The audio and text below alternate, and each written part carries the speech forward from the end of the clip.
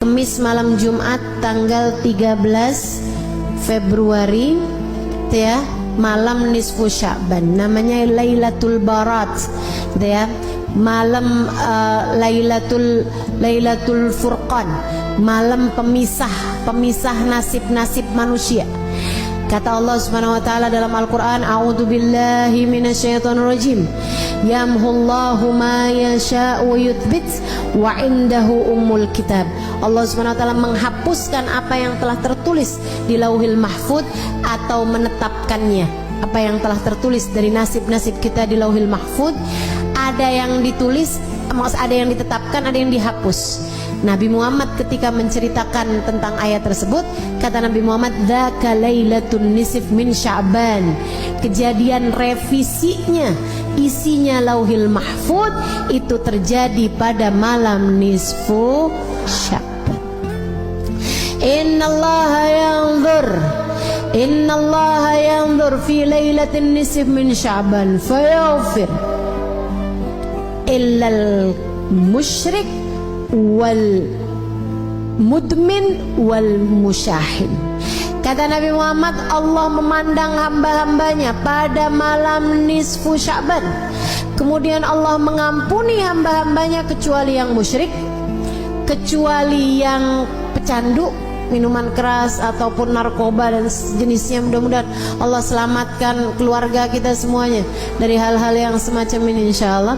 Kemudian wal musyahin, yang di hatinya masih menyimpan dendam permusuhan kepada sesama hamba Allah Subhanahu wa taala. Itu sisanya Allah ampuni. Itu malam penting, malam nisfu Sya'ban, malam perubahan nasib. Ibu, malam revisi nasib. Nah ini nih, pada setiap tahun itu Allah punya malam revisi. Jadi Allah Subhanahu wa taala ada yang netepin, ada hapusin apa yang telah tertulis di Lauhil Mahfuz dari nasib-nasib kita sekalian, dari rezeki kita, dari keadaan kita hidup di dunia nih. Kemudian lagi termasuk darinya adalah masalah kematian kita, husnul khatimah ataukah su'ul khatimah. Karenanya di malam nisfu Sya'ban kita diajarkan oleh para ulama-ulama kita untuk membaca Yasin 3 kali dengan niatannya masing-masing.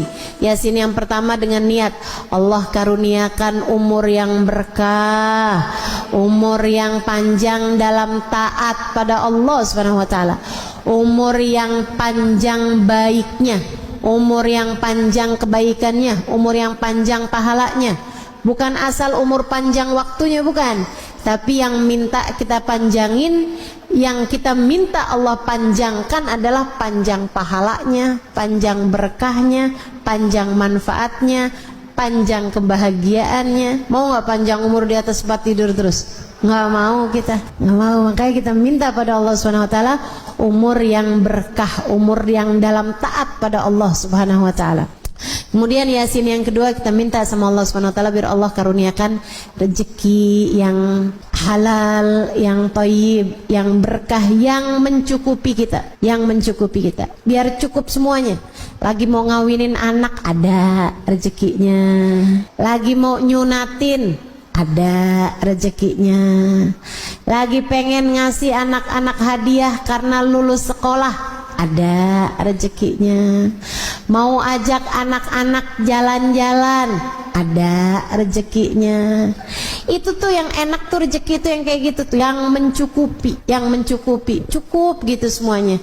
Mau begini enak, mau ini enak, mau ini enak. Dan gak semua orang punya rezeki yang mencukupi. Kadang rezekinya banyak tapi kayak gak cukup aja gitu. Ada yang kayak gitu.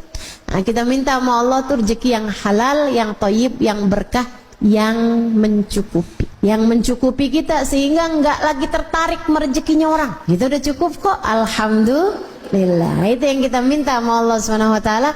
Juga rezeki-rezeki yang lain, karena rezeki itu bukan cuma urusan uang. Rezeki itu bukan cuma urusan harta, teman-teman.